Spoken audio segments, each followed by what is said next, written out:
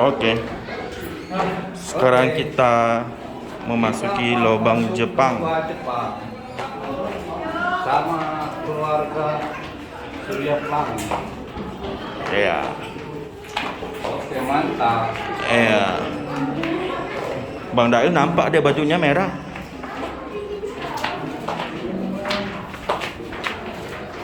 Pak Wawan. Iya. Mau termasuk gelap. Jangan dulu beko lah. Mana pemandunya? Mana pemandunya?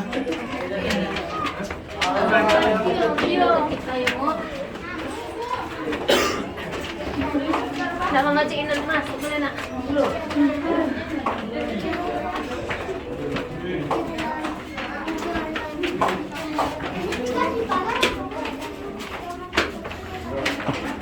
Gimana, Bu? Capek ya, Bu ya? Rasa umur ibu. Turun 2 kilo, Bu.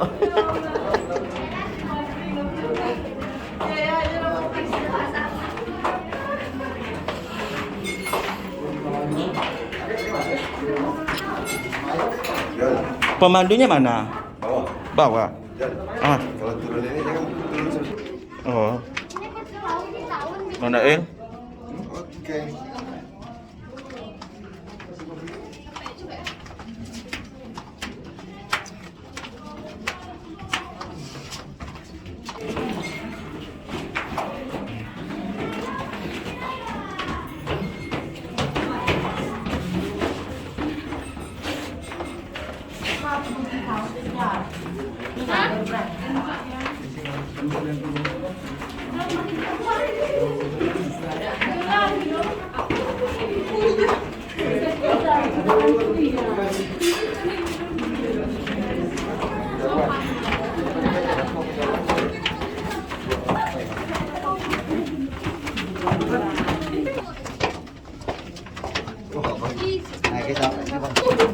Capek ya, Bang.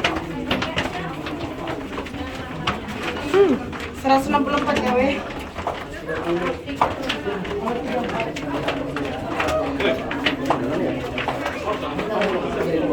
Tunggu Bang. Ini yang penasaran dari Garut nih, Bang. Oh, dari Garut, Jawa Barat. Iya, iya. Sunda. Pertama masuk lubang Jepang. Oke. Ayo. Ayo. Oke, nanti di sini kita bisa kawan. Masih ada lagi di situ. Bang. Aduh, nggak nampak. Terang. Aduh, nggak nampak juga.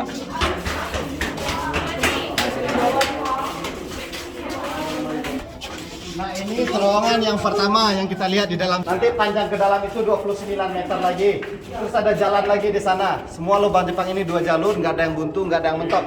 Jadi kalau dulu kita masuk ke sini nyari jalan keluar udah nggak bisa. Karena bentuk lubang ini sama semua dan besarnya hampir sama. Terus zaman dulu penerangannya nggak ada lampu. Mereka di dalam sini pakai obor aja. Nah, lubang yang pertama ini sampai ujung sana. Di sebelah kanan kita ini semuanya ada 6. Dulu digunakan sebagai terowongan amunisi atau gudang senjata.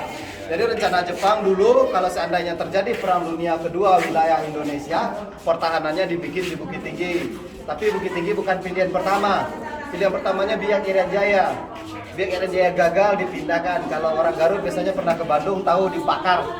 Ada Goa Pakar juga. Itu yang kedua. Tapi di sana cuma 200 meter karena tanahnya nggak kuat. Akhirnya dipindahkan ke Bukit Tinggi dan di Bukit Tinggi udah tergali sepanjang 6 kilo. Tapi yang dijadikan paling besar di Asia, bukan di Indonesia. Di Asia mereka gali paling besar di ini karena dalam planningnya atau perencanaannya di sini akan dibangun sepanjang 130 kilo. Ujung terakhirnya itu di Pelabuhan Teluk Bayur Padang.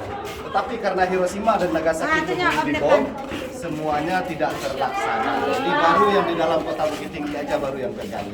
Ini tanah aslinya ya? Ini bentuk tanah, salah satu bentuk tanah aslinya. Gitu.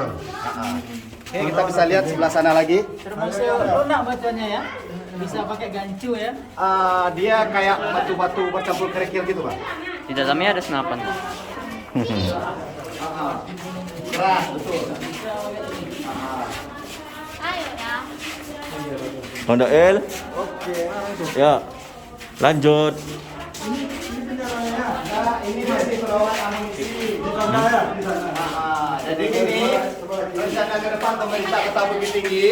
Di sini nanti mau dibikin mini teater atau bioskop kecil. Tapi filmnya tentang bagaimana orang kita di sini disiksa, ditembak atau dipancung. Bukan film-film action. Aslinya dulu masih sebagai terowongan amunisi. Itu harus ruangannya. Ini bisa berapa ngarai? Nah, ini asli lubang Jepang. Dulu asli lubang Jepang ini hanya setinggi ini dan sebesar ini. Karena Jepang di sini dulu pendek-pendek. Jepang di dalam sini paling tinggi, tingginya cuma 160 cm. Lubang ini dibikin 175 cm. Jadi udah bisa dia lari-lari dalam sini. Kenapa dibikin kecil? Karena lawannya dulu bukan tentara Indonesia, tapi tentara sekutu atau tentara Belanda yang tingginya di atas 180.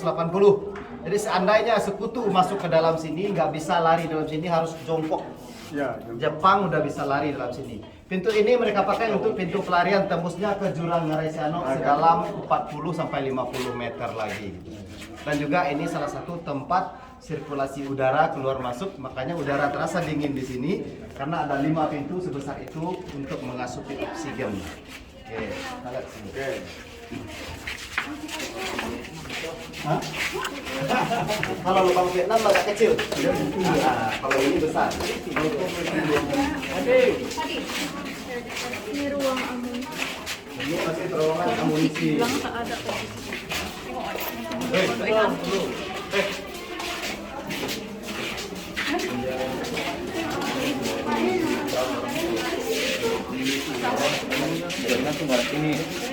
Ini apa?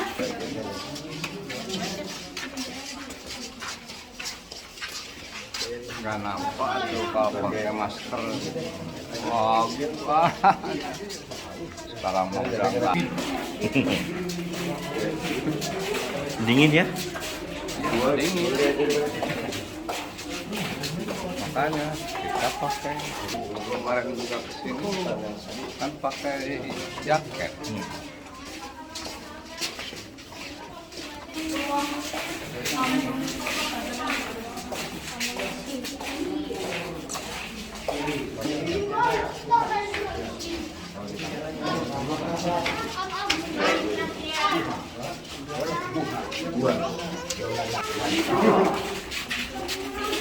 Oke, nah sekarang ini kita di tengah-tengah lubang Jepang yang dijadikan objek wisata. Dari ujung sebelah sana sampai ujung sebelah sana ada 15 lagi terowongan kayak tadi. Di antaranya ada 2, sebelah kiri 1, sebelah kanan 1, dulu digunakan untuk ruang makan Rumusa. Jadi Rumusa di sini dikasih makan juga. Cuma dikasih makan sekali sehari. Mereka kerja 24 jam, nggak ada waktu untuk tidur ataupun istirahat. Kebanyakan dari Rumusa tadi hanya kuat bekerja 7 sampai 8 hari. Setelah itu tenaga drop. Tenaga drop mereka dimasukkan ke penjara, ditahan 2 atau 3 hari. Kalau tenaganya pulih suruh bekerja lagi, kalau tenaga semakin drop mereka langsung dieksekusi atau dibunuh. Jepang bawa lagi pekerja yang baru. Jadi yang bekerja di dalam sini dulu bukan orang Bukit Tinggi atau bukan orang Pulau Sumatera. Mereka dibawa dari Pulau Jawa, Kalimantan, dan Sulawesi. Karena zaman penjajahan kita nggak ada bahasa persatuan. Jadi ketika orang Jawa, Kalimantan, atau Sulawesi bisa keluar di lubang ini, tidak bisa membocorkan rahasia gua Jepang karena ngomongnya nggak connect atau tidak nyambung dengan masyarakat setempat. Nah, orang Bukit Tinggi bukan tidak bekerja. Orang Bukit Tinggi ketika yang ditangkap yang produktif dipekerjakan dibawa ke Pulau Jawa, namanya Panarukan. Jadi kalau orang Bukit Tinggi melarikan diri di Pulau Jawa pun orang Bukit Tinggi tidak bisa melarikan diri juga. Oke, kita lihat penjara semua dapur.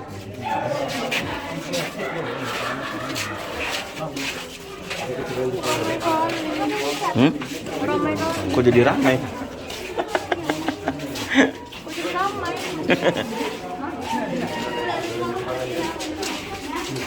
Kok jadi ramai? Kok jadi ramai? Kita berhenti aja dulu biar rombongan lain dulu. Mana yang Ini rombongan kita. ini rombongan. Papa, sini dulu.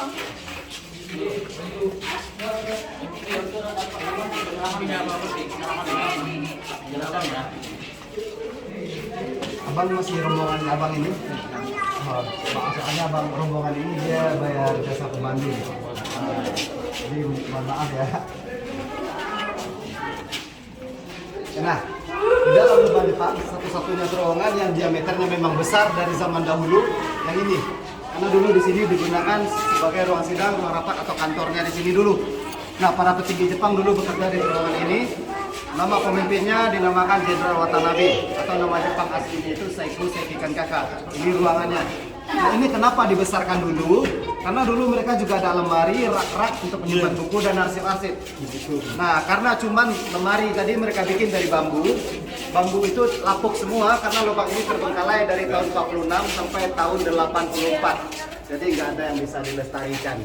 Jadi satu-satunya terowongan yang diameternya besar dari zaman dulu seperti ini aja. Yang selebihnya dulu kecil kayak tadi lagi. Oke. Dilanjut. Dulu waktu apa? Jangan juga tinggi. Tinggal sebesar ini kami udah masuk ke sini. Udah ada ruangan apa ini kan, dapur dan macamnya kan. Udah disenter.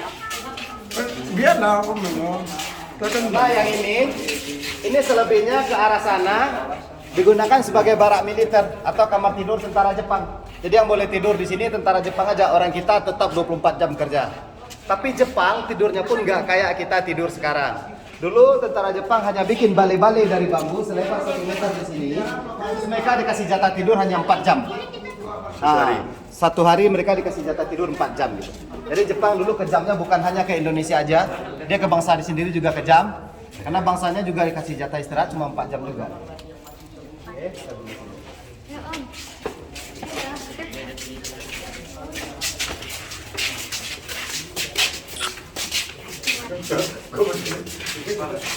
Ini nanti rencana pemerintah kota mau dibikin kafe di dalam sini. Hah? Kafe.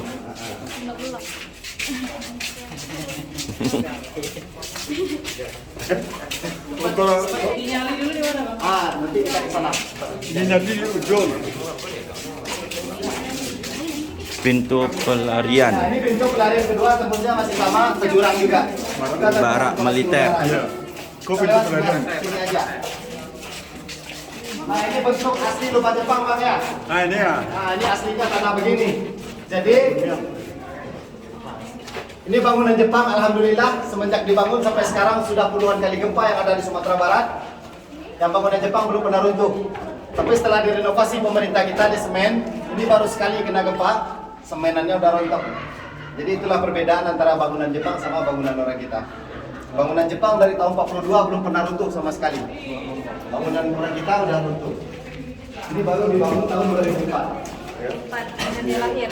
Ini tanahnya dibangun mana? Tanahnya dibangun mana? Nah, jadi salah satu dari 3 sejarah yang sampai sekarang nggak diketahui, pasir galian lubang Jepang ini sepanjang 6 kilo dibuang kemana nggak ada yang tahu. Iya betul. Nah, itu nggak ada yang tahu. Terus yang kedua sejarah yang nggak diketahui itu berapa ribu orang kita yang mati di dalam sini juga nggak ada yang tahu. Cuma kasih jawaban ribuan. Tapi entah 5.000, 10.000 atau mungkin 50.000. Karena bukan dibawa dari 1 RT, 2 RT, tapi dari jadi jumlahnya udah pasti ribuan. Nanti ada tempat kuburan masalah.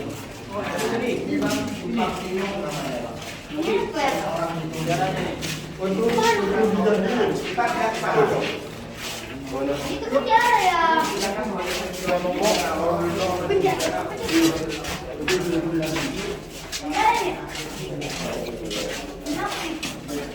Jadi ini kondisinya di atas mobil tadi atau di atas rumah tadi ya? Semua di atas kita ini rumah penduduk. Rumah-rumah penduduk semua. Jadi di seluruh bawah kota Bukit Tinggi itu semuanya ada lubang. Itulah sebab Bukit Tinggi nggak ada, bisa kita lihat gedung-gedung bertingkat-tingkat karena izin untuk membuat gedung lebih dari 5 tingkat itu nggak ada. Sebab di bawah kota Bukit Tinggi ini ada terowongan semua. Sampai ke Masih Gadang? belum ada lampu. Ya, paling tinggi 5 tingkat kayak hotel-hotel. Maksudnya lubang ini sampai ke Sampai ke Jam Gadang, Benteng Fordokop, di bawah Istana Bungata, bekas bandar udara di Garut, dan Jam Wire sana. Itu ada lubang. Ada lubang semua. Cuman yang itu tidak dibuka untuk umum. Oh, Karena bukan ventilasi nyambung- udaranya nggak cukup. Bukan nyambung ke sini ya? Enggak. Dia nyambung ke sini, Bang, tapi ditutup. Jadi sekarang bisa kita masuk sekitar 100 meter. Dapur. Udah ada. Jelasin Bang, ini Bang dapur. Kalau itu aslinya Dulu dulu tanah. Terus panjang ke dalam dulu 47 meter ke dalam berbentuk letter L. Jadi waktu pertama kali ditemukan lubang ini, sepanjang jalan kita lewatin tadi banyak rangka manusia yang berserakan aja. Mereka dikumpul oleh masyarakat lokal, dikubur masyarakat di dalam sini aja. Disucikan menurut agama kita setempat. Kebetulan mayoritas Muslim. Udah jadi kuburan massal di dalam. Ditutup sekarang. Udah Jadi di sana. rumusan tadi ditahan paling sekitar 2 atau 3 hari di sini. Kalau memang nggak bisa untuk bekerja lagi, mereka dibawa ke dapur ini. Kita bisa lihat dapur. Cuman kebetulan rendangnya lagi habis bang ya. Ya, Udah habis ya? Cuman dedak-dedaknya itu. Dedak-dedaknya aja tinggal lagi.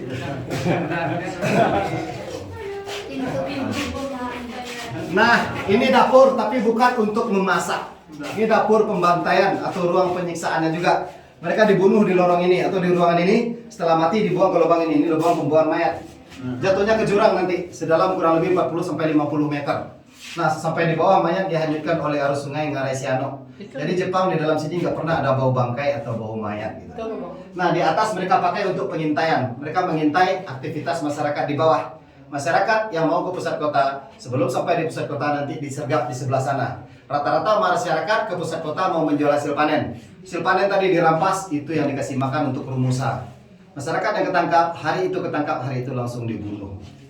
Nah, juga pintu tempat kita turun tadi atau tangga-tangga tadi awalnya dulu hanya sebesar ini.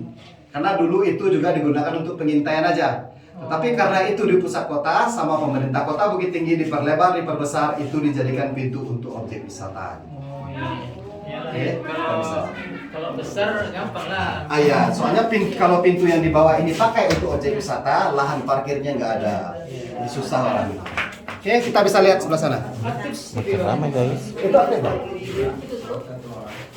Ya, oke, silakan. Makin ramai guys. Dingin ya. Dia dingin karena kayak tadi ventilasi udara dari yang jurang-jurang tadi itu ada 5 total keseluruhannya. Di depan kita adalah penjara sebagai ruang penyiksaan untuk para pekerja yang non aktif bekerja. Nah ini Bang, setiap kiri dan kanan lubang Jepang, kalau diperhatikan tadi pasti lihat ada lubang-lubang seperti ini terus, ya. Kiri kanan lubang Jepang ada lubang-lubang celah-celah per 1 meter. Ini ada fungsinya sama Jepang. Ini digunakan untuk peredam suara, supaya di dalam ini suara kita tidak bergema. Jadi ketika mereka melakukan penyiksaan di sana, teriakan, tangisan, dan tembakan itu tidak didengar sampai pintu keluar. Nah, jadi dibikinlah celah-celah ini. Korekan kiri dan kanan ini. Nah, penahan suara. Enggak, ini supaya suara tidak bergema. Nah, kalau untuk membuktikannya, nanti di satu pintu sana ada 1 lubang sama pemerintah Kota Bukit Tinggi dihilangkan celahnya. Nanti di sebelah sana suara saya agak bergema. Dihilangkan sekitar 10 meter.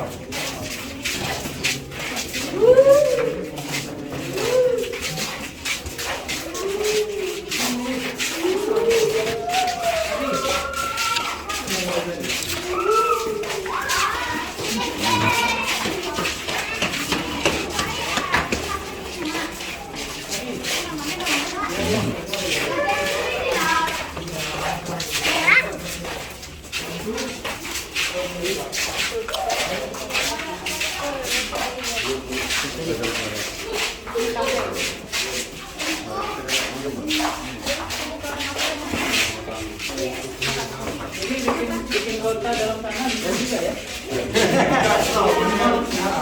Nggak payah-payah beli di tanah.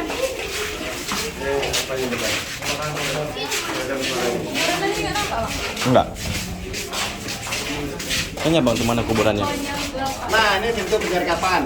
Jadi setelah dari dapur, lubang yang kecil di atas, nanti masyarakat disergap di sini, ditangkap di sini, langsung dibawa ke atas sini dan dibunuh di lorong ini.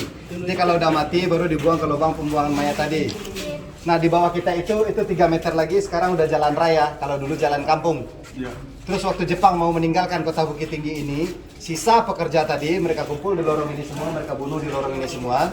Dan pun Jepang yang merasa kalah atau gagal melakukan harakiri atau bunuh dirinya di lorong ini.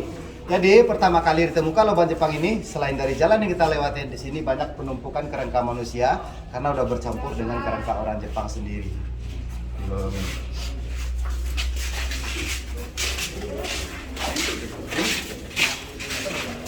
Dulu rahasia ya. Ini dulu rahasia ya. Karena lubang yang pertama masuk itu besar badan aja.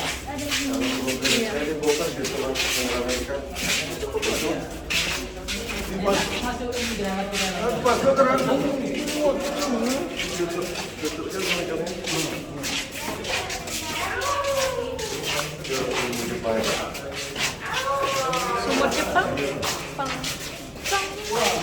Lubang buaya di mana? Lubang buaya di Surabaya. Di sini tidak ada. Nonton dia 13 kali. Lubangnya di dalam kayak gini. Aku pakai mata kadang di apa ada pakai iya itu lah. Bawa kelas Sabale SMK waktu itu. Apa? Bawa kelas Sabale SMK waktu itu. Kita di SD, 11 SMK. Awak dua balai SMK dulu pertama sekolah. Tunjuknya tuh pakai bagian pena perkali. Panjang lagi. Ini namanya pintu utama. Pertama kali Jepang menggali lubang awalnya dari sini. Jadi bukan dari atas tempat kita turun tadi. Satu-satunya pintu yang dipakai untuk keluar masuk pintu ini aja sama Jepang dulu. Nah sekarang lorong yang saya bilang dihilangkan celah-celahnya sama pemerintah, dihilangkan sekitar 10 meter. Suara saya langsung bergema di sini. Itu boleh langsung keluar. Itu bisa menuju keluar jalan raya Ngaresiano.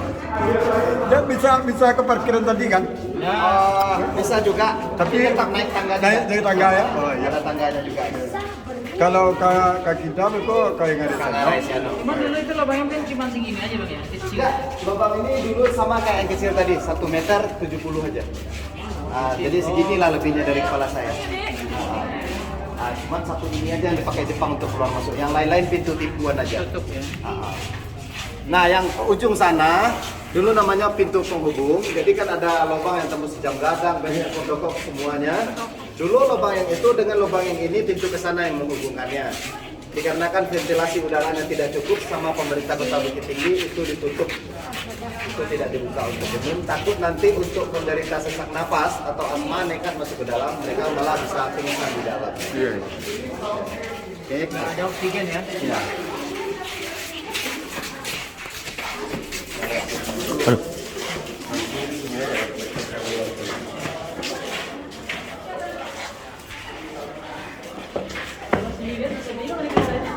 Iya dah. Dulu tuh petunjuk sama karakternya sih ya.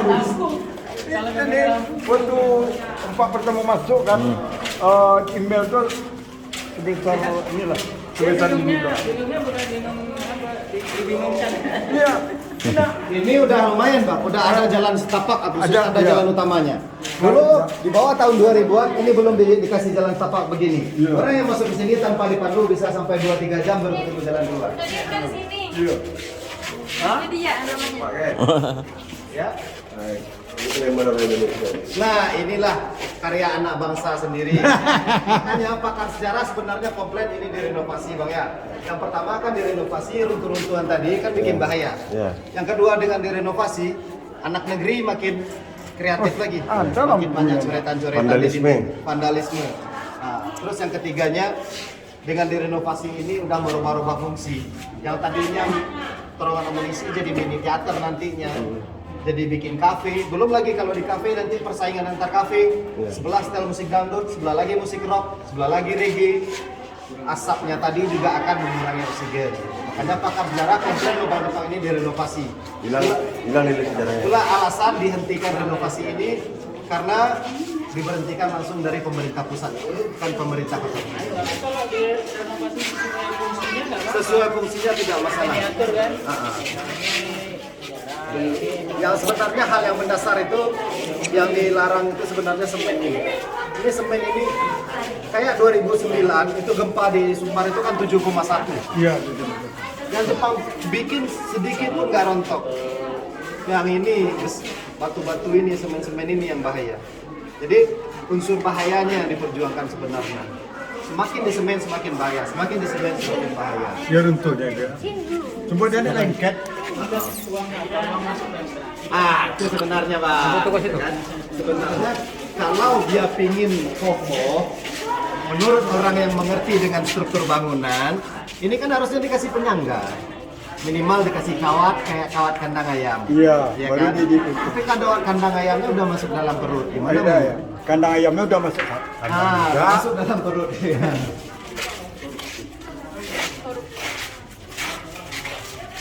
Ya, rumah orang. Tapi ada yang aneh di tanah Lobang Jepang ini bang. Di atas ini kan rumah masyarakat semua. Ya. Dulu tahun 45 kan kita nggak ada PDAM. Ya. Kan air bersih masyarakat dari sumur gali aja. Ya. Itu cuma 5-6 meter menggali, udah keluar air.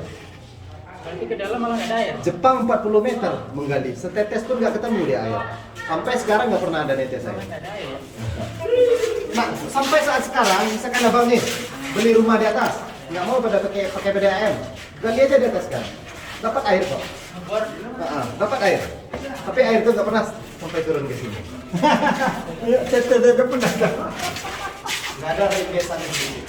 Sekolah 3 lantai sampai ke bawah. Orang uji nyali tadi di mana bang? Di dekat dapur penjara tadi. Dekat kamar duduk tadi lah. Cuma uji nyali itu bang, waktu itu saya pernah menawarkan diri jadi peserta, tapi dia nggak boleh, orang sini nggak boleh. Iya. Dia sifatnya diundang. Maksud sifat diundang, sebelum mereka bikin acara itu mereka main jalankum dulu. Makanya waktu pas uji nyali di sini, yang dilihat oleh peserta itu katanya yang pertama orang pakai selayar putih, cewek, Itu rambut aja. panjang. Sementara Jepang di dalam sini dulu nggak ada satupun perempuan dalam sini. Kenapa bisa ada cewek pula yang nampak sama orang itu kan gitu. Terus peserta yang kedua nampak dia kayak bapak haji pakai sorban, pakai jubah putih besar, tinggi badannya, pakai jenggot. Dia istilahnya menggambarkan seorang sosok Tuanku Imam Bonjol. Tapi kan Tuanku Imam Bonjol zamannya tahun 1700. Jepang kesini baru tahun 1900. Jadi jaraknya ada 2 tahun. Seharusnya kalau ada Orang Rumsa atau Jepang aja kan gitu, bukan arwah cewek, bukan arwah kayak kiai atau Tuanku Imam Bonjol gitu lah kan. Jadi setelah dia selesai main, rupanya dia punya bawa dukun sendiri. Jadi untuk undang arwah yang dari luar. Seandainya nanti peserta nggak ada di sini yang ketakutan, ya arwah yang dibawa dari luar itu yang Ini masukkan. jadi supaya acaranya lebih menarik juga terus. Kenapa bang dulu nggak boleh ikut di dalam? Karena orang di sini katanya udah biasa di sini. Oh, jadi teman lah ya, Ah, yang ah. ganggu lah ya. Jadi dia nggak boleh sama orang kru di sini. Banyak teman-teman saya yang daftar jadi peserta. Itu waktu uji nyali itu kan itu masih tanah dulu. Masih tanah. Itu nanti lihat kalau itu mau dilihat diorama atau diorama. Nah, jadi patung-patung lilin, gambar-gambar tentara itu. Nah, itu cocok tuh. Itu masih ada lah kaitannya ya bang ya. Ada kaitan. Tapi kalau udah kafe di dalam ini di dalam Mau pula lagi Jadi, dalam. juga rencana kafe itu.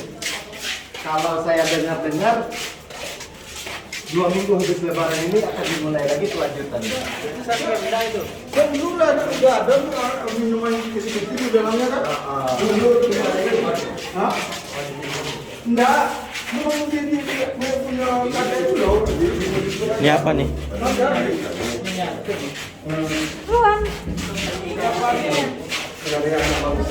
Miniatur. Aku udah berkonsen.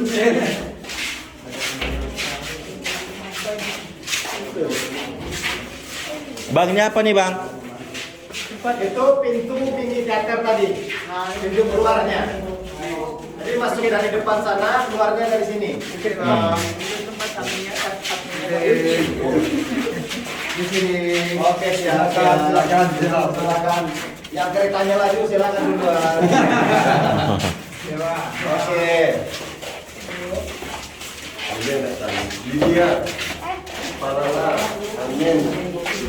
Nah, ini dulu asli jalan di Lobang Jepang sebelum direnovasi seperti ini sebenarnya, dia nggak ada yang datar. Nah, ini salah satu terowongan yang terkecil dalam Lobang Jepang. Dulu yang lowong ini hanya 1 meter dulu. Nah, ini udah dibantu, tolong dikorek sama pemerintah. Sebenarnya ini batas garis aslinya terowongan. Terus ini juga batas garis aslinya. Jadi kurang lebih 1 meter aja ini, sini dulu. Sekarang pun masih terasa pendek untuk yang tinggi-tinggi, agak nunduk sedikit. Iya. Ada betul.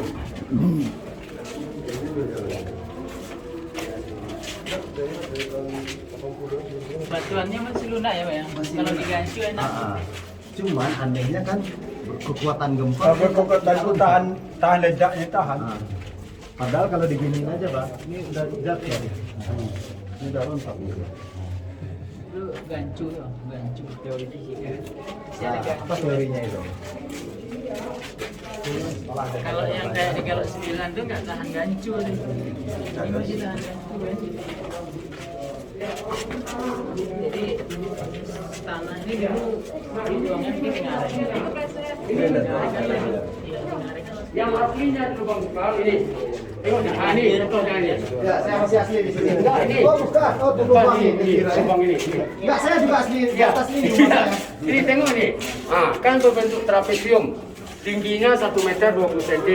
Panjang dari sini sana 29 meter. Nanti belok ke sini 76 meter. Boleh, ini ukur kelandasannya. Saya masih lihat di sini. Ini ya.